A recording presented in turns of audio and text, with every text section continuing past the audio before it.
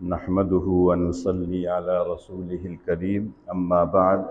أعوذ بالله من الشيطان الرجيم بسم الله الرحمن الرحيم الذين ينفقون أموالهم بالليل والنهار سرا وعلانية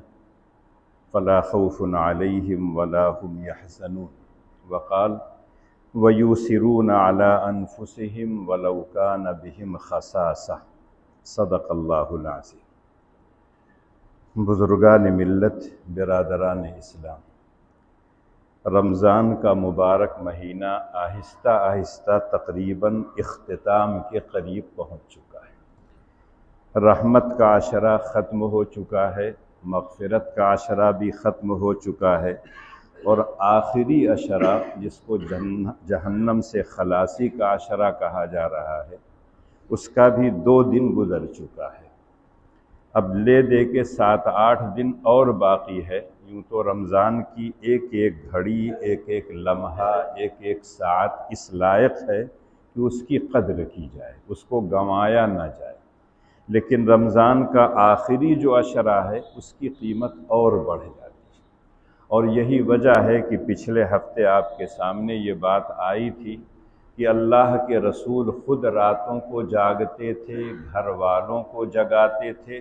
اور کمر کس لیا کرتے تھے، یعنی اخیر عشرے کی عبادت کے لیے آپ خود بھی تیار رہتے تھے اور گھر والوں کو بھی تیار کرتے تھے۔ یوں تو رمضان کے مہینے کو شہر الصیام کہا جاتا ہے، جیسا کہ پہلا خطبہ آپ سن چکے ہیں کہ رمضان کی خاص عبادت روزہ ہے۔ اسی طرح سے رمضان کے مہینے کو شہر القرآن کہا جاتا ہے۔ قرآن اور رمضان میں بہت گہرا لگاؤ اور تعلق ہے۔ یہی وجہ ہے کہ جبریل امین ہر رمضان میں اللہ کے رسول کے پاس آتے اور جتنا قرآن کا حصہ نازل ہوتا تھا اتنا دور کیا کرتے تھے۔ جبریل اللہ کے رسول کو سناتے اور اللہ کے رسول جبریل امین کو سناتے تھے۔ اور جس سال اللہ کے رسول اس دنیا سے گئے ہیں اس سال 2 مرتبہ دور کیا تھا۔ اور اس سے پتہ چلتا ہے کہ قرآن کریم کا تعلق رمضان کے مہینے سے بہت گہرا ہے۔ اور پچھلے ہفتے آپ کے سامنے بات آئی تھی کہ ایک رمضان کی عبادت ہے اعتکاف، جو اخیر عشرے میں کی جاتی ہے، جس کو سنت علی الکفایہ کہا جاتا ہے۔ اگر گاؤں کا کوئی آدمی، محلے کا کوئی آدمی بھی نہ بیٹھے تو پورے گاؤں والوں سے باز پرس ہوگی، اور اگر کوئی ایک آدمی بھی بیٹھ گیا تو سب کی طرف سے ادا ہو جائے گی۔ اور اسی عشرے کی طاق راتوں میں ایک رات ایسی ہے جس کی ایک رات کی عبادت 1000 مہینے کی عبادت سے افضل اور بہتر ہے۔ اسی طرح سے اس مہینے کو شہر الصبر کہا گیا ہے، شہر المواسات کہا گیا ہے، صبر کا مہینہ۔ صبر ہم سمجھتے ہیں کہ بے بسی کا نام صبر نہیں ہے۔ صبر کا مطلب ہے اپنے آپ کو روکنا، اللہ کی اطاعت پر اپنے آپ کو روکنا، اللہ کی معصیتوں سے اپنے آپ کو روکنا، اللہ کے راستے میں جو پریشانیاں پیش آئیں اس کو خندہ پیشانی کے ساتھ برداشت کرنا، اس کا نام ہے صبر۔ اور یہی وجہ ہے کہ اللہ نے جگہ جگہ صابرین کے بارے میں کہا ان اللہ مع الصابرین انما یوفی الصابرون اجرہم بغیر حساب۔ صبر کرنے والوں کو اللہ تعالیٰ بے حساب اجر دیتے ہیں، بلا حساب ثواب دیتے ہیں۔ تو صرف بے بسی کا نام صبر ہی نہیں۔ اور اگر دیکھا جائے تو رمضان کا مہینہ صبر علی الطاعات بھی ہے، صبر عن المعصیت بھی ہے، اور صبر علی المصائب بھی ہے۔ انسان جب روزہ رکھتا ہے تو صرف منہ سے غذا کھاتا یا پیتا نہیں ہے، بلکہ اپنے تمام اعضاء کو اللہ کی اطاعت و فرما برداری میں لگا دیتا ہے، تو اللہ کی اطاعت پر ڈٹا اور جمع رہتا ہے۔ جو لوگ رمضان کے مہینے کے علاوہ میں نماز میں کوتاہی کرتے ہیں، شروع رمضان میں روزے میں کوتاہی کیا، لیکن جب کچھ دن روزہ رکھ لیتے ہیں تو ان کے اندر بھی نماز کی طرف رغبت بڑھتی ہے، روزے کے حقوق ادا کرنے کا جذبہ پیدا ہوتا ہے، تو یہ صبر علی الطاعات ہے۔ اور جب انسان روزہ رکھتا ہے تو اپنے کان کو، اپنی زبان کو، اپنے ہاتھ کو، اپنے دل و دماغ کو، سب کو اللہ کی معصیتوں سے محفوظ رکھتا ہے۔ یہ صبر عن المعاصی ہے۔ اور جب انسان روزہ رکھتا ہے تو جب بھوک کی، پیاس کی شدت اس کو محسوس ہوتی ہے تو اس پر واویلا نہیں مچاتا ہے، شور نہیں مچاتا ہے کہ آج بڑی گرمی ہے، بڑا روزہ رکھ رہا ہے۔ جو آدمی روزہ رکھتا ہے وہ اس کو ہنس کر خوشی خوشی برداشت کرتا ہے کہ 11 مہینے تک تو ہم کھا ہی رہے تھے، ایک مہینہ اگر اللہ نے پابندی لگا دیا ہے صبح صادق سے لے کر غروب آفتاب تک کچھ مت کھاؤ، کچھ مت پیو، بیوی سے نہ ملو، تو ایک مہینہ تو ہمارے لیے بڑا آسان ہے۔ اور اسی لیے قرآن نے کہا کما کتب علی الذین من قبلکم، صرف تمہیں لوگوں پر روزہ فرض نہیں ہے بلکہ اور امتوں پر بھی روزہ فرض کیا گیا تھا، لہذا تمہارے لیے بھی آسان ہے۔ اور پھر مزید اللہ تعالیٰ نے کہا ایام معدودات، چند دن کی بات ہے، 29 اور 30 دن کی بات ہے، پورے سال نہیں، 2 مہینہ نہیں، 3 مہینے نہیں، جس کے ذریعے سے روزہ ہمارے اوپر فرض قرار دیا گیا وہ نبی تو دوشنبہ کو، جمعرات کو، مہینے میں 3 دن، ایام 20، 13، 14، 15، عاشورہ کا روزہ، شعبان میں کثرت سے روزہ ہی روزہ رہتے تھے۔ لیکن امت کو صرف 1 مہینے کے روزے کا حکم دیا گیا ہے، اور اس میں بھی ہم افطار کے بعد اس سے زیادہ کھا لیتے ہیں جتنا عام دنوں میں کھاتے ہیں۔ یہ صحیح ہے کہ دن بھر منہ بند رہتا ہے، پیاس کی شدت محسوس ہوتی ہے، اور جب ایک آدمی کو پیاس کی شدت محسوس ہوتی ہے، بھوک کی شدت محسوس ہوتی ہے، تو اس کے ذہن میں یہ آتا ہے کہ اللہ کے بہت سے بندے ایسے ہیں جن کو ایک وقت کھانا ملتا ہے، دوسرے وقت کا انتظام نہیں ہوتا ہے، ایک وقت کوئی مشروب مل گیا لیکن دوسرے وقت وہ ترستے ہیں کوئی اچھا مشروب مل جائے۔ تو جب انسان کے اندر یہ احساس پیدا ہوگا، اسی کا نام ہے مواسات، ہمدردی، غمخواری، دلجوئی کا جذبہ۔ اور دین پورا کا پورا کہا جاتا ہے الدین النصیحہ، دین تو خیر خواہی کا نام ہے۔ دین کے جتنے اعمال ہیں، جتنے فرائض ہیں، جتنے کام ہیں، اس میں اگر دیکھا جائے تو دوسروں کے لیے ہمدردی ہی ہے۔ اپنی زبان سے ہم کہتے ہیں کہ انسان کو تو درد دل کے لیے پیدا کیا گیا ہے، عبادت کے لیے تو اللہ کے فرشتے کافی تھے۔ تو پتہ یہ چلتا ہے کہ ہم آپ صرف اپنے لیے نہیں آئے، کنتم خیر امت اخرجت للناس، ہم کو تو دوسروں کے لیے بھیجا گیا ہے۔ ہم خود کم کھائیں، دوسروں کو کھلانے کی کوشش کریں، خود موٹا پہن لیں لیکن جن کے بدن پر کپڑا نہیں ہے ان کو پہنانے کی کوشش کریں۔ اور یہی صحابہ کو اللہ کے رسول نے تعلیم دی تھی۔ اللہ کے رسول کے بارے میں آتا اجود الناس، اللہ کے رسول لوگوں میں سب سے زیادہ سخی تھے، اور آتا ہے وَكَانَ أَجْوَدَ مَا يَكُونُ فِي رَمَضَانِ، لیکن رمضان میں اللہ کے رسول کی سخاوت، جود، کرم اتنا انتہا کو پہنچ جاتا تھا کہ ایک انسان سوچ نہیں سکتا ہے۔ خود اللہ کے رسول صلی اللہ علیہ وسلم کے بارے میں حضرت عبداللہ ابن عباس کہتے ہیں کہ رمضان کے مہینے میں آپ کی سخاوت کا حال تو یہ رہتا تھا جیسے تیز ہوا چلتی ہے جب بارش سے پہلے، تو وہ ہوا جیسے رحمت بارہ کی خوشخبری دیتی ہے، اللہ کے رسول صلی اللہ علیہ وسلم اس سے زیادہ دونوں ہاتھوں سے لٹایا کرتے تھے۔ اور اسی لیے خود اللہ نے منع کیا اور کہا وَلَا تَجْعَلْ يَدَكَ مَغْلُولَةً إِلَىٰ عُنُقِكَ وَلَا تَبْسُطْهَا كُلَّ الْبَسْطِ فَتَقْعُدَ مَلُومًا مَحْسُورًا، آپ بخل سے بھی کام مت لیجئے اور دونوں ہاتھوں سے ایک دم مت لٹائیے۔ لیکن انسان کی فطرت کے اندر تو بخل ہوتا ہے، لیکن اچھا جو انسان ہوتا ہے اس کے دل کے اندر سخاوت ہوتی ہے۔ اللہ کے رسول صلی اللہ علیہ وسلم، اللہ کے رسول کے گھر والے، صحابہ کرام جو آپ کی تربیت میں رہے ہیں، ان کے بارے میں پڑھیے تو سخاوت کے ایسے ایسے نمونے انہوں نے پیش کیے ہیں کہ آج دنیا ان نمونوں کو صرف پڑھ سکتی ہے، زمین پر کہیں وہ نمونے دکھائی نہیں دیں۔ حضرت عائشہ صدیقہ رضی اللہ تعالی عنہا کے بارے میں آتا ہے کہ ایک مرتبہ ان کے پاس کوئی چیز موجود تھی اور وہ روزے سے تھی۔ ایک آدمی نے آیا اور کہا کہ اللہ کے نام پر مجھ کو کچھ دے دو۔ حضرت عائشہ نے باندی سے کہا کہ جو رکھے ہو دے دو۔ انہوں نے کہا آپ روزے سے ہیں اور روزہ افطار کے لیے آپ کے پاس کچھ نہیں ہے، اگر اس کو بھی دے دیں گے تو افطار کیسے کریں گے؟ انہوں نے کہا ایک آدمی مانگ رہا ہے، دے دو۔ دے دیا انہوں نے، اور جب افطار کا وقت آیا تو اللہ کی طرف سے ایک آدمی لے کے آیا ایک سینی میں چاول اور کیا ہے گوشت بھنا ہوا، اور پھر حضرت عائشہ نے اس باندی کو بلایا اور کہا دیکھو وہ تم نے دیا اور اللہ نے اس کے بدلے میں یہ کیا دیا ہے۔ تو ان کے دل میں تو سخاوت بھری ہوئی تھی۔ اللہ کے رسول صلی اللہ علیہ وسلم جب کوئی مانگتا تھا کبھی نہ نہیں کہتے تھے، اور یہی بات صحابہ کی بھی تھی۔ آپ پڑھے ہوں گے کہ اللہ کے رسول نے جب ایک مرتبہ کہا اسلام کو مال کی ضرورت ہے تو حضرت عمر رضی اللہ تعالیٰ عنہ بہت خوش ہوئے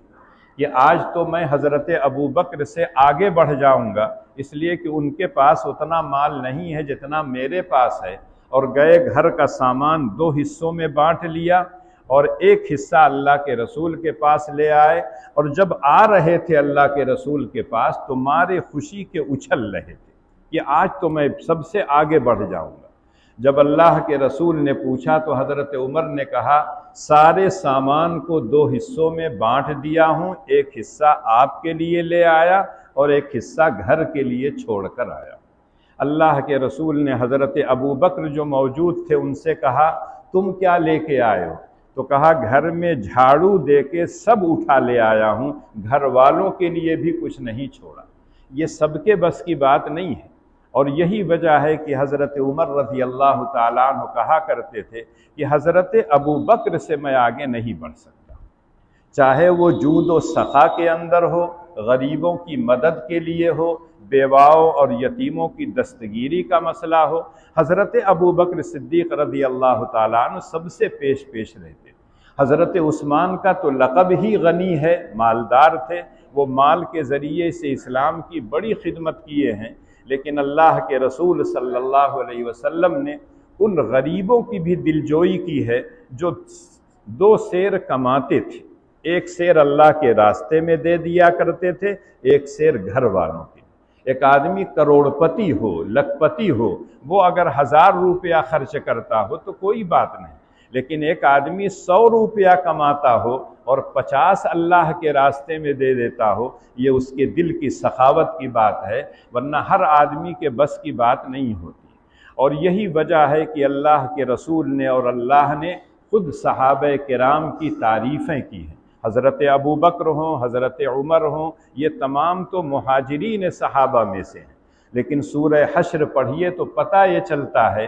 کہ اللہ کے رسول صلی اللہ علیہ وسلم کے وہ صحابہ جو انصار کہلاتے ہیں، مدینہ طیبہ میں تھے، جنہوں نے مہاجرین کی مدد کی تھی، ان کی اللہ نے دل کھول کر تعریف کی ہے، اور اس میں تعریف کا ایک جملہ ہے وَيُؤْثِرُونَ عَلَىٰ أَنفُسِهِمْ وَلَوْ كَانَ بِهِمْ خَصَاصَةٌ،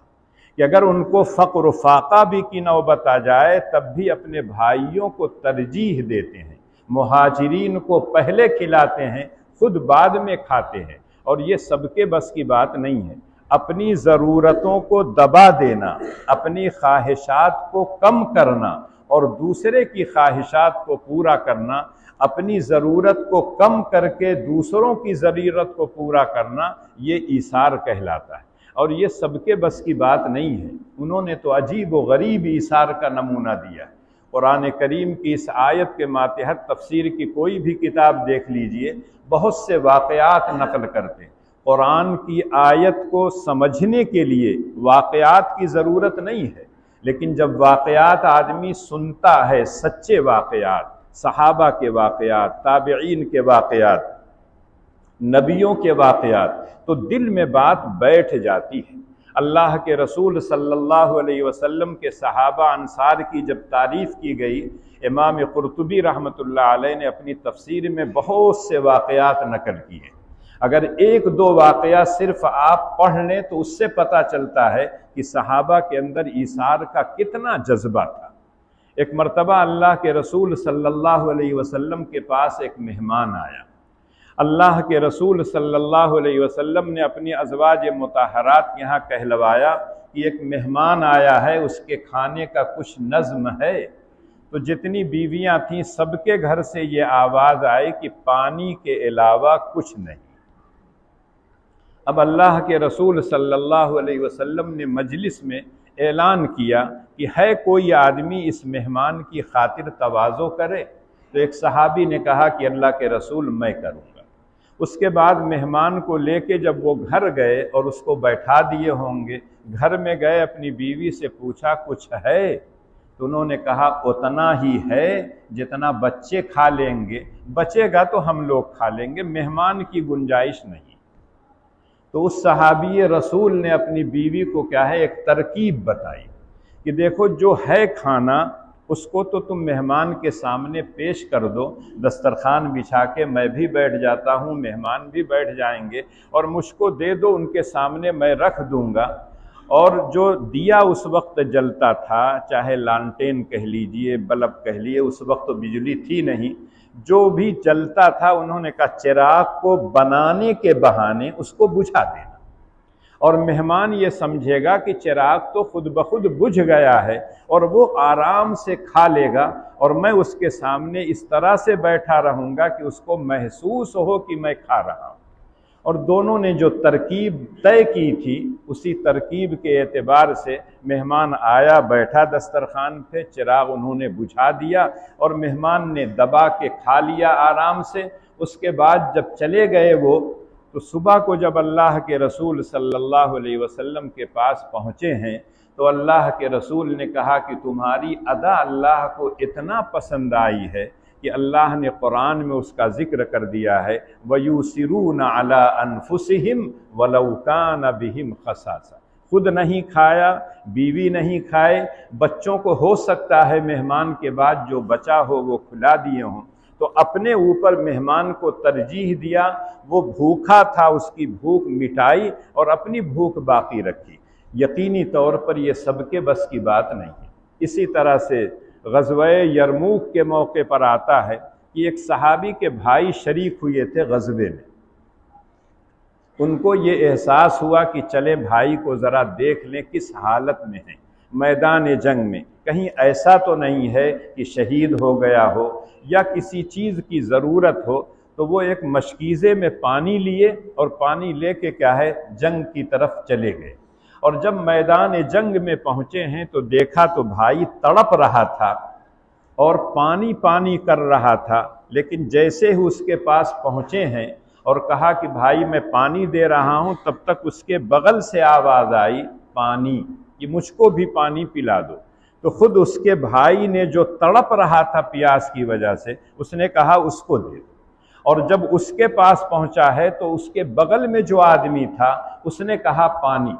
اور وہ جب اس کے پاس پہنچا ہے تو اس کے بغل والا، اور جب وہاں سے وہ لوٹ رہا ہے تو سب کے سب شہید ہو گئے تھے، ایک گھونٹ پانی کسی کو نصیب نہیں ہوا تھا۔ یہ ہے ایثار۔ ہم آپ تو یہ کہ اچھا اچھا کھا لیتے ہیں، جو بچتا ہے وہ دیتے ہیں، لیکن صحابہ کے ہاں عجیب و غریب معاملہ تھا۔ لن تنالوا البر حتى تنفقوا مما تحبون، جب یہ آیت نازل ہوئی کہ اپنی سب سے زیادہ محبوب اور پسندیدہ چیز جب اللہ کے راستے میں خرچ کرو گے تب اللہ تعالیٰ پورا پورا اجر اور ثواب دیتے ہیں۔ جب یہ آیت نازل ہوئی ہے، ایک صحابی نے پڑھا تو مدینہ طیبہ میں مسجد نبوی کے سامنے بالکل قریب میں ان کا ایک بہت شاندار باغ تھا، اس میں ایک کنواں تھا، اس کا پانی بڑا میٹھا تھا۔ تاجدار مدینہ سرکار دو عالم صلی اللہ علیہ وسلم کبھی کبھی اس باغ میں جاتے تھے، ان کی کھجور کھاتے تھے، پانی پیتے تھے، اور جب اس صحابی کو یہ آیت معلوم ہوئی تو انہوں نے دل میں یہ طے کر لیا کہ اب یہ اپنا باغ میں اللہ کے راستے میں صدقہ کر دوں گا اور چل کے اللہ کے رسول کو اس کی اطلاع دوں گا۔ جب اللہ کے رسول صلی اللہ علیہ وسلم کے پاس پہنچے اور اللہ کے رسول سے کہا کہ اس آیت کے نازل ہونے کے بعد میرا دل یہ چاہتا ہے کہ اپنا یہ سب سے پسندیدہ باغ اللہ کے راستے میں دے دوں، تو اللہ کے رسول نے ان کو خوشخبری تو سنائی، شاباش، مبارک ہو، اتنا بڑا کارنامہ تم کرنے جا رہے ہو، یقینی طور پر شاباشی کے لائق ہو۔ لیکن اللہ کے رسول صلی اللہ علیہ وسلم نے مشورہ دیا کہ اپنے رشتہ داروں میں، اپنے عزیزوں میں اس بات کو بانٹ دو، پورا کا پورا صدقہ کرنے کی ضرورت نہیں ہے۔ تو پتہ یہ چلتا ہے وہ تو جیسے ہی قرآن کو پڑھتے، اللہ کے رسول کی کوئی صدا اور آواز سنتے کہ پیسے کی ضرورت ہے، وقت کی ضرورت ہے، جان کی ضرورت ہے، تو وہ اپنی جان اور مال کی پرواہ نہیں کرتے تھے، اللہ کے راستے میں دے دیا کرتے تھے۔ ایک آیت جو میں نے پڑھی ہے، الذین ينفقون اموالهم باللیل والنہار سرا وعلانیہ، حضرت ابوبکر صدیق رضی اللہ تعالی عنہ کے بارے میں یہ آیت نازل ہوئی ہے، لیکن قرآن نام نہیں لیتا ہے۔ قرآن ہمیشہ کیا ہے، صفات ذکر کرتا ہے کہ جس شخص کے اندر وہ صفت پائی جائے گی وہ اس خوشخبری کا وہ حقدار بنے گا، اس کو بھی وہی مژدہ سنایا جائے گا جو حضرت ابوبکر کو سنایا گیا تھا۔ اللہ کے راستے میں چھپ کر دے، دکھا کر دیں، اللہ نیت دیکھتا ہے، یہ نہیں دیکھتا ہے کہ آپ کس کے سامنے دے رہے ہیں۔ اگر آپ کے دل میں ہے کہ میں اللہ کے لیے دے رہا ہوں اور سب کے سامنے دے رہے ہوں، دنیا دیکھ رہی ہے لیکن اللہ جانتا ہے کہ میرا بندہ کسی کو دکھانے کے لیے نہیں دیتا ہے، تو اللہ تعالیٰ اس کو پورا پورا اجر دیتے ہیں۔ اگر آپ کی نیت یہ ہو کہ یہ صدقہ واجبہ ہے، زکوٰۃ ہے، زکوٰۃ دینے میں لوگ کوتاہی کرتے ہیں، لہذا میں دکھا کے دیتا ہوں، لیکن جس کو دے رہے ہیں اس کی عزت کا خیال رکھیں گے۔ یہ ہے کہ ہم زکوٰۃ دے رہے ہیں لیکن جس کو دے رہے ہیں اس کو کہہ کے مت دیجیے آپ کی یہ زکوٰۃ کا ہے، ہو سکتا ہے کہ خوددار قسم کا آدمی ہو تو تیار نہ ہو۔ لیکن اگر آپ لوگوں کو بتا کے دے رہے ہیں تاکہ جو لوگ زکوٰۃ نہیں دیتے ہیں وہ بھی زکوٰۃ دینے لگیں، ترغیب کے طور پر کر رہے ہیں، تو یہ بھی ٹھیک ہے۔ لیکن جب آدمی خفیہ طور پر دیتا ہے، چھپ کر دیتا ہے، حدیث میں آتا ہے داہنے ہاتھ سے دیا بائیں ہاتھ کو نہ پتہ چلے، تو یقینی طور پر اس میں ریاکاری، اس میں نام و نمود، اس میں شہرت کا غلبہ نہیں ہوتا ہے، اس لیے پورا پورا اجر ملتا ہے۔ دن میں خرچ کرنے کا بھی ثواب ہے، رات میں بھی۔ حضرت ابوبکر نے کچھ مال رات میں خرچ کیا، کچھ مال دن میں خرچ کیا، کچھ دکھا کر دیا، کچھ بغیر دکھائے دیے۔ اللہ نے کہا الذین ينفقون اموالهم باللیل والنہار سرا وعلانیہ، اللہ کہتے ہیں ایسے لوگوں پر کوئی خوف، کوئی رنج نہیں ہے، اور کل وہ قیامت میں جب آئیں گے تو رنجیدہ نہیں ہوں گے، بلکہ اللہ کی طرف سے ان کو انعام ملے گا۔ انعام کتنا ملے گا؟ 10 گنا تو اللہ کے ہاں ایک عام عادت ہے، من جاء بالحسنۃ فلہ 10 امثالها۔ لیکن ایک جگہ اللہ کہتے ہیں مثل الذین ينفقون اموالهم فی سبیل اللہ کمثل حبۃ انبتت 7 سنابل فی کل سنبلۃ 100 حبۃ واللہ یضاعف لمن یشاء۔ اللہ کہتے ہیں میرے راستے میں ایک دانہ اگر کوئی خرچ کرتا ہے تو میں 700 دانے دیتا ہوں، واللہ یضاعف لمن یشاء، اور اللہ اس سے اور زیادہ اضافہ کر کے دیکھ سکتا ہے، اللہ کے ہاں کسی چیز کی کمی نہیں ہے۔ لیکن اس آیت کو جب پڑھیے تو اللہ نے مثال جو دیا ہے کمثل حبۃ انبتت 7 سنابل۔ ایک کسان جب کھیت میں غلہ بونے کے لیے جاتا ہے تو عمدہ قسم کا بیج لے آتا ہے، کھیت کو درست کرتا ہے، جوت ووت کے بالکل برابر کر دیتا ہے، نہ اس میں گھاس ہوتی ہے، نہ ڈھیلا ہوتا ہے، نہ پتھر ہوتا ہے، سب بالکل برابر کر دیتا ہے، اور اس کے بعد کھاد لے آتا ہے اور سینچائی وقت سے کرتا ہے، دیکھ بھال کرتا ہے، تب جا کے اس کھیت سے ایک دانے سے اس کو کئی 100 دانہ ملتا ہے۔ اللہ کہتے ہیں جب میرے راستے میں ایک دانہ خرچ کیا کرو تو اس دانے کو بھی ذرا ٹٹول کے دیکھ لیا کرو، سڑا تو نہیں ہے، بھنا تو نہیں ہے، ردی قسم کا تو نہیں ہے، یہ دیکھ کے تب جا کے اللہ کے راستے میں دیا کرو، اچھا مال دیا کرو۔ یہ نہیں کہ گیہوں ہو گیا تو جو اچھا گیہوں ہو وہ تو سب کوٹھی میں چلا گیا، اور جو کھلیان میں جو نیچے کھیت میں بچا ہے اس میں مٹی پتھر اور کٹا پٹا ہے، سب کیا ہے اللہ کے راستے میں دے دیجئے، ایسا نہیں ہے۔ اللہ نیتوں کو جانتا ہے، جیسا آپ دیں گے اس کی نیت کے اعتبار سے اللہ تعالیٰ اجر و ثواب بھی دیتے ہیں۔ تو اللہ نے جو مثال دیا ہے وہ کہ جیسے کسان ایک دانہ ڈالتا ہے، اس کی دیکھ ریکھ کرتا ہے، پھر ایک پودا تیار ہوتا ہے اور اس پودے میں 7 بالیاں ہوتی ہیں، ہر بالی میں کیا ہے 100 دانے ہوتے ہیں، گویا 700 دانے۔ تو اسی طرح سے اللہ کے راستے میں جب اچھا مال خرچ کرو گے تو اللہ تعالیٰ اجر و ثواب میں اضافہ کر کے دیں گے۔ یہ مہینہ چونکہ شہر المواسات کہا جاتا ہے، غمخواری کا، دلداری کا،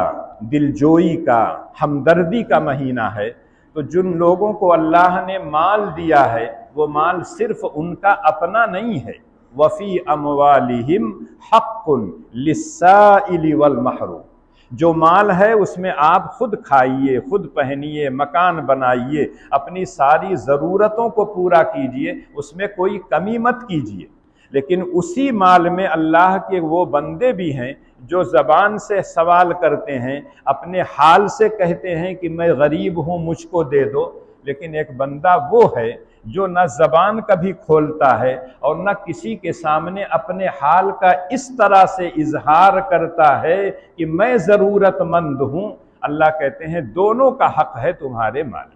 جو لوگ سوال کرتے ہیں ان کو بھی دو، اور جو لوگ سوال نہیں کرتے ہیں تمہاری ذمہ داری ہے کہ ایسے لوگوں کو تلاش کرو اور تلاش کر کے ان کو دو۔ ان کو دینے میں شاید ثواب زیادہ ہوگا، اس لیے کہ جو سائل ہے ہو سکتا ہے پیشہ ور ہو۔ رمضان میں دیکھتے ہوں کہ صبح سے لے کے شام تک دوڑتے رہتے ہیں،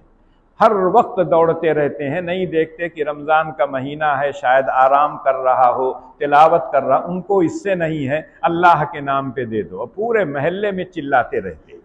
بہرحال ان کو دینے سے منع نہیں کیا جاتا۔ وَأَمَّا السَّائِلَ فَلَا تَنْهَرْ، ایک آدمی سوالی بن کے آیا ہے، آپ کو جو دینا ہو دے دیجئے، نہیں ہے معذرت کر دیجئے، خاموش ہو جائیے، ڈانٹنے اور ڈپٹنے کی ضرورت نہیں ہے۔ لیکن وہ لوگ جو سوال نہیں کرتے ہیں، نہ زبان سے نہ اپنے حال سے یہ بتاتے ہیں کہ میں ضرورت مند ہوں، ان کو تلاش کرنا چاہیے۔ اسی لیے اللہ کے رسول نے ایک مرتبہ کہا واللہ لا یؤمن، واللہ لا یؤمن، واللہ لا یؤمن، 3 مرتبہ اللہ کے رسول نے اللہ کی قسم کھا کے کہا وہ شخص مومن نہیں ہو سکتا ہے۔ صحابہ کان کھڑا ہو گیا کہ کس شخص کے بارے میں کہہ رہے ہیں؟ تو اللہ کے رسول نے کہا جو گلے تک کھا کے ایک دم آسودہ ہو کر سویا ہو اور اس کا پڑوسی بھوکا ہو، وہ کبھی مومن نہیں ہو سکتا۔ مومن کی یہ شان نہیں ہے، مومن تو دوسروں کو ترجیح دیتا ہے، اور یہی وجہ ہے کہ صحابہ کی ان صفات کو اللہ نے ذکر کیا، اور قرآن میں قیامت تک وہ صفات پڑھی جائے گی۔ وَيُؤْثِرُونَ عَلَىٰ أَنفُسِهِمْ وَلَوْ كَانَ بِهِمْ خَصَاصَةٌ، رمضان کا مہینہ خیر کا مہینہ ہے، ثواب میں اضافہ کر کے اللہ تعالیٰ دیتے ہیں، اس لیے انسان کو چاہیے کہ رمضان کے مہینے میں خوب خرچ کرے۔ اللہ کے رسول کے بارے میں جیسے آتا کہ رمضان میں دونوں ہاتھ سے لٹاتے تھے، تیز ہوا سے زیادہ اللہ کے رسول خرچ کیا کرتے تھے، اسی رسول کے ہم بھی ماننے والے ہیں۔ اگر اللہ نے ہم کو بھی دیا ہے تو جو صدقات واجبہ ہیں وہ تو دینا ہی ہے، اس کو نہیں دیں گے تو پٹائی ہوگی،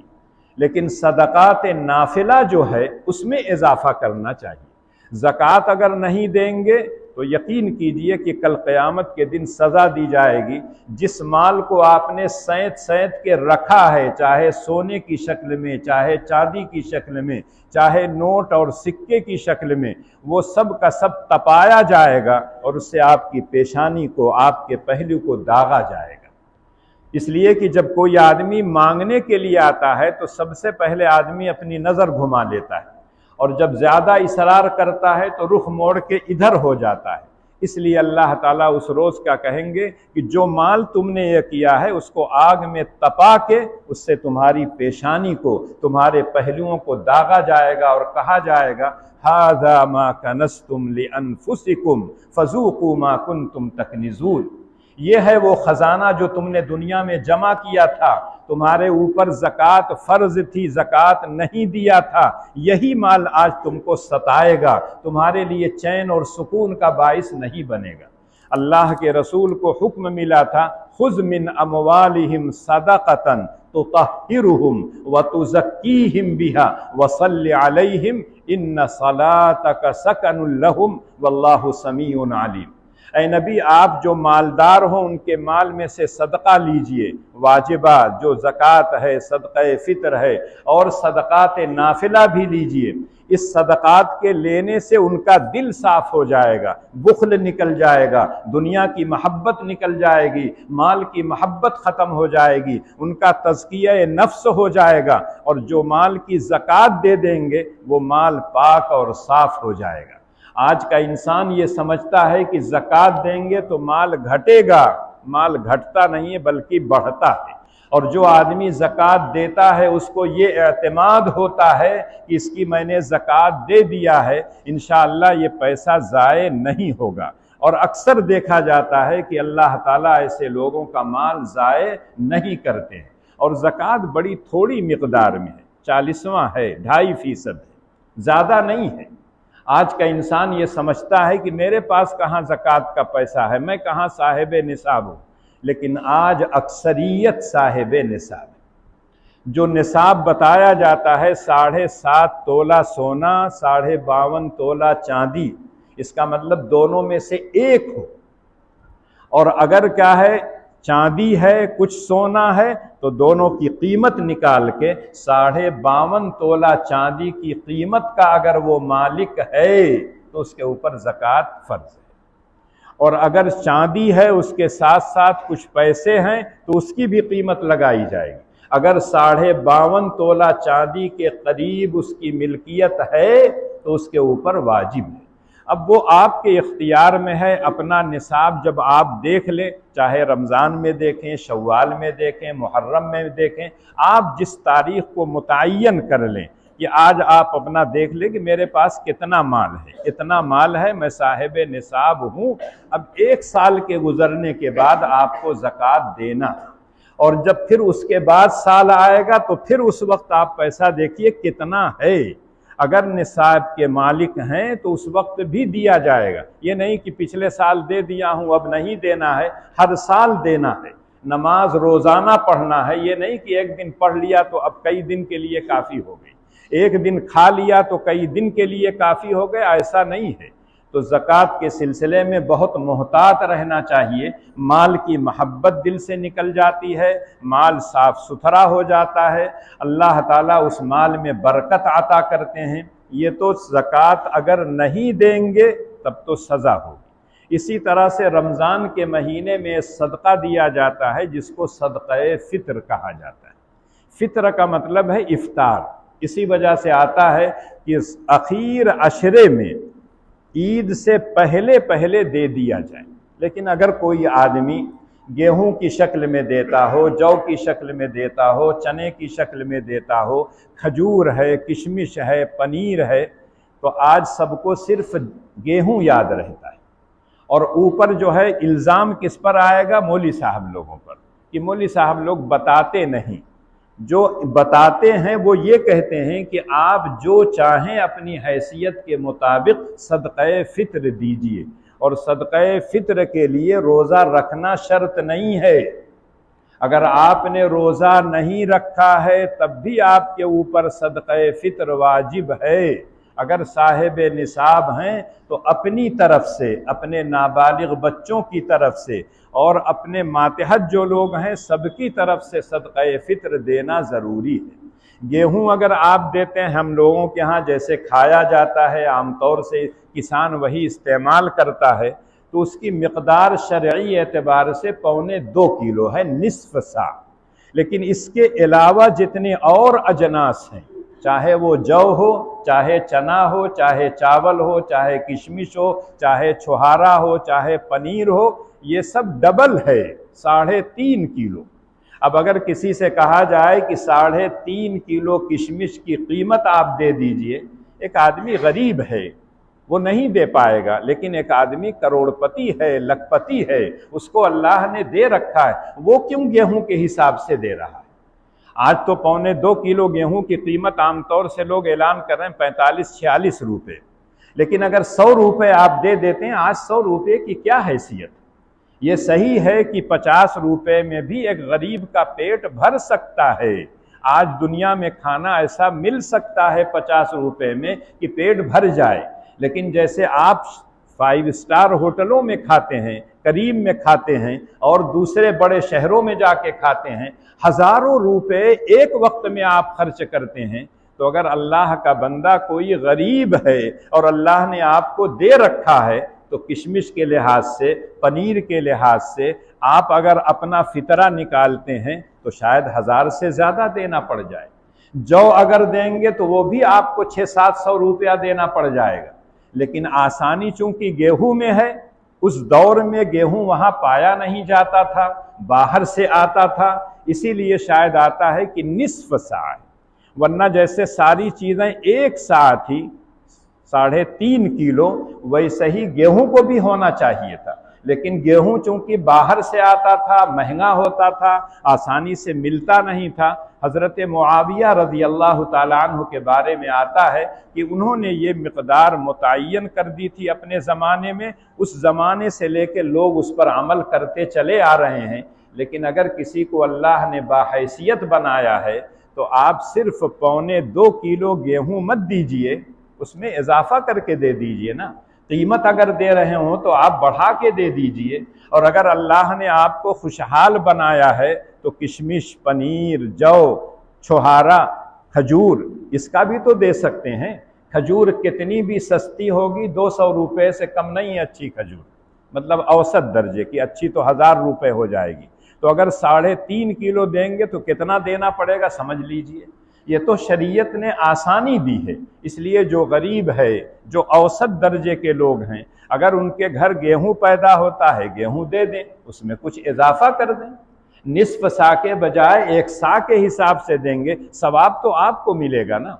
لیکن اگر آپ نصف سا دے دیں گے تو سبکدوش ہو جائیں گے، آپ سے باز پرس نہیں ہوگی، لیکن اگر اللہ نے آپ کو دیا ہے تو پیسے کی شکل میں اگر دے رہے ہیں تو پیسے میں اضافہ کر کے دیجئے، بچوں کو بتائیے، ترغیب دیجئے۔ آج جو بچے بالغ ہیں ان کے پاس اتنا پیسہ رہتا ہے کہ اگر وہ چاہیں تو اپنا صدقہ فطر خود ادا کر سکتے ہیں، لیکن کہیں گے ابا دیں گے نا،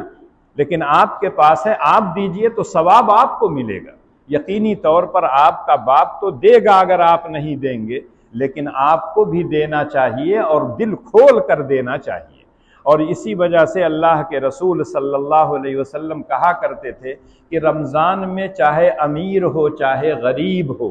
تھوڑی دیر کے لیے اگر دیکھا جائے تو مساوات ہوتی ہے۔ روزے کی شکل میں غریب اور امیر دونوں برابر ہوتے ہیں، پیاس دونوں کو لگتی، بھوک دونوں کو لگتی ہے، احساس دونوں کو ہوتا ہے، لیکن ایک آدمی جب دنیا میں آتا ہے، پتہ چلا چاندی کا چمچہ لے کے آیا تھا، سونے کا چمچہ منہ میں لے کے آیا تھا، کبھی بھوک کی شدت اس کو نہیں محسوس ہوئی، بھوک لگنے سے پہلے اس کے سامنے دسترخوان سج جاتا ہے، پیاس لگنے سے پہلے اس کے پاس پانی آ جاتا ہے، ضرورت کوئی محسوس کرتا ہے اس سے پہلے اس کی ضرورت پوری کر دی جاتی ہے، لیکن اللہ کے کچھ بندے ایسے ہیں، یتیم ہیں، بیوہ ہیں، نادار ہیں، غریب ہیں، مسکین ہیں، کچھ دیکھنے میں ایسے لگتے ہیں کہ مالدار ہیں لیکن وہ مالدار نہیں ہوتے ہیں، ایسے لوگوں کی اگر مدد کی جائے تو اللہ کی طرف سے اجر و ثواب میں اضافہ ہوتا ہے۔ اور یہی وجہ ہے کہ اللہ کے رسول نے صدقہ فطر کی ترغیب دی تاکہ غریب اور امیر دونوں عید کی خوشی میں شریک ہو جائیں۔ اس لیے آج کے فقہا یہ کہتے ہیں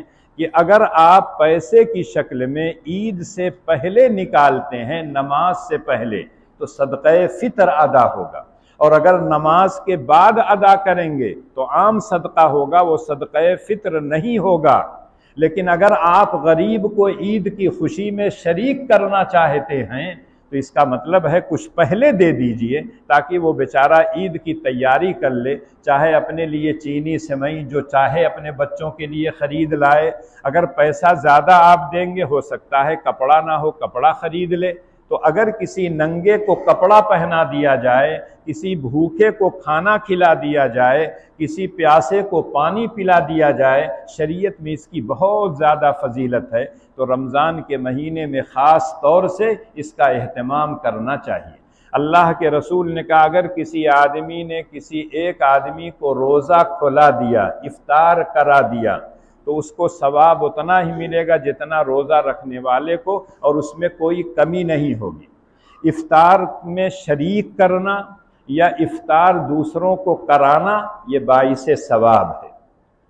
کسی کی نیت پر شبہ آپ کو نہیں کرنا چاہیے، لیکن ہمیشہ اس بات کا خیال رکھنا چاہیے کہ افطار پارٹی میں نمائش نہ ہو، روزے کا تقدس پامال نہ ہو۔ عام طور سے دیکھا جاتا ہے جو بڑی پارٹیاں ہوتی ہیں اس میں جو ہے روزہ خور زیادہ ہوتے ہیں، روزہ دار کم ہوتے ہیں، اس لیے اس کا خیال رکھنا چاہیے۔ اگر آپ اپنے محلے کی مسجد میں افطار کرتے ہیں، 4 آدمی 5 آدمی، ہر آدمی اپنے گھر سے جو کچھ اللہ نے دیا ہے لے کے آتا ہے، سب لوگ مل کے کھاتے ہیں، کوئی آ گیا مسافر شریک ہو گیا، بہت اچھی بات ہے۔ آپ اگر محلے میں افطار پارٹی دیتے ہیں لوگوں کو، کوئی حرج کی بات نہیں ہے۔ ہمیشہ اپنے دل کو ٹٹول کر دیکھ لینا چاہیے کہ اس میں کسی طرح کی ریا نہ ہو، اور روزے کا جو تقدس ہے وہ پامال نہ ہو۔ شروع میں بھی افطار پارٹی میں شریک ہوتا تھا، لیکن میرے اپنے جو معمولات ہیں اس میں خلل پڑتا تھا، اس لیے میں نے بالکل چھوڑ دیا۔ اس لیے کہ عصر کے بعد میں دور کرتا ہوں۔ پہلے والد صاحب تھے، والد صاحب رحمۃ اللہ علیہ کو میں سناتا تھا، پھر والد صاحب جب بیمار رہنے لگے تو والدہ سنتی تھیں، والدہ جب بیمار ہو گئیں تو اہلیہ سنتی تھیں، یا بچیاں سنتی تھیں، یا بچے سنتے ہیں۔ تو عصر سے لے کر مغرب تک تھوڑا سا پہلے جتنا میں تراویح میں پڑھتا ہوں اتنا میں سناتا ہوں۔ اس کے بعد افطار کے بعد آتا ہوں تو صرف 1 کپ سادی چائے پیتا ہوں، اور جب تک تراویح کی نماز نہیں ہوتی ہے تب تک مسلسل میں تلاوت کرتا رہتا ہوں۔ اب اگر میں کہیں جاؤں افطار میں تو میرا معمول بالکل بدل جاتا ہے، اور اندر سے مجھ کو گھٹن ہوتی ہے، اس لیے میں نہیں جاتا ہوں۔ اس میں غریب اور امیر کی بات نہیں ہے۔ شروع میں بعض لوگوں نے محسوس کیا کہ بڑے لوگوں کے ہاں جاتے ہیں، غریبوں کے ہاں نہیں آتے ہیں۔ اس میں غریب اور امیر کی بات نہیں ہے۔ اگر آپ اپنے معمول کے مطابق افطار میں شریک ہو سکتے ہیں، بڑی اچھی بات ہے، شریک ہوئیے۔ لیکن میری اپنی کمزوری ہے کہ میں اپنے معمول کو برقرار نہیں رکھ پاتا ہوں، اس لیے میں شریک نہیں ہوتا۔ اگر کسی نے دیا ہے دعوت، میں نہیں ہوا ہوں، تو میری طرف سے اس کی معذرت ہے، اس کو برا مت سمجھیے گا۔ اس لیے کہ رمضان کے بعد جتنی چاہیں آپ دعوتیں کھلا دیجئے، میں کھانے کے لیے تیار ہوں، لیکن رمضان کے مہینے میں اپنے اس معمول کو میں بدلنا نہیں چاہتا۔ لہذا اگر کہیں افطار ہو تو فوراً حکم نہیں لگانا چاہیے کہ یہ نمائش ہے، یہ دکھاوا ہے۔ ہو سکتا ہے بیچارہ خلوص سے کر رہا ہو، اللہ کے رسول کی اس حدیث پر عمل کر رہا ہو، اور جب وہاں آپ افطار کریں تو نماز وغیرہ کا خیال کریں، صرف دکھاوا نہ ہو کہ فوٹو لے کے نماز کا ہو جائے۔ بہت سے لوگ صرف روزہ خور ہوتے ہیں، کھول لیا، دن بھر کھاتے رہتے ہیں، افطار بھی کر لیے اور اس کے بعد غائب ہو جاتے ہیں، نہ عشاء کی نماز نہ مغرب کی نماز۔ تو ایسے لوگوں کے ساتھ اگر آپ افطار کریں گے تو یقینی طور پر ان کی کچھ نہ کچھ نحوست تو آ ہی جائے گی۔ اس لیے افطار پارٹی کرنے میں کوئی قباحت نہیں ہے، اللہ کے رسول نے ترغیب دی ہے، اللہ کے رسول نے کیا ہے۔ آپ بھی اگر کریں پورے خلوص کے ساتھ کریں، دکھاوا نہ ہو، نمائش نہ ہو، تو کسی انسان کو یہ حق نہیں ہے کہ اس افطار پارٹی پر دکھاوا اور نمائش کا فتویٰ لگائے۔ دل کی بات اللہ جانتے، ہم آپ نہیں جانتے، ہم ظاہر کے پابند ہیں۔ اس لیے اس مہینے میں دل کھول کر خرچ کیجئے جو اللہ نے آپ کو دیا ہے، صدقات واجبہ، زکوٰۃ، فطرہ، اس کے علاوہ صدقات نافلہ بھی خرچ کیجئے، اور جتنا آپ خرچ کریں گے اللہ تعالیٰ آپ کو ثواب دیں گے۔ فطرے کی حکمت اور مصلحت اللہ کے رسول نے بتائی کہ جو رمضان کے مہینے میں تم سے کوتاہیاں ہوتی ہیں اس کے لیے یہ پاکی اور صفائی کا ذریعہ ہوتا ہے، اور جو ایک مسکین اور غریب کے کھانے کا سامان ہو جاتا ہے، طعمةً للمساکین وطہرةً للصائم، انسان کتنا بھی اپنے آپ کو محتاط رکھے کچھ نہ کچھ اس سے غلطیاں ہو جاتی ہیں، اور جب صدقہ فطر ادا کر دیتا ہے اللہ تعالیٰ وہ غلطیاں اس کی معاف کر دیتے ہیں اور دوسرے غریب بھائی کی مدد ہو جاتی ہے۔ یہ دو حکمتیں اللہ کے رسول نے بیان کی ہیں، اس لیے جو آدمی اپنی حیثیت کے مطابق فطرے کی رقم یا فطرے کا غلہ غریبوں میں تقسیم کر دینا چاہیے، اور امید کرنا چاہیے کہ اللہ تعالیٰ اس کو دل کھول کر اجر و ثواب سے نوازیں گے۔ اللہ مجھ کو بھی اور آپ کو بھی جو دن باقی رہ گئے ہیں رمضان کے، اس کی قدر کرنے کی توفیق عنایت فرمائے۔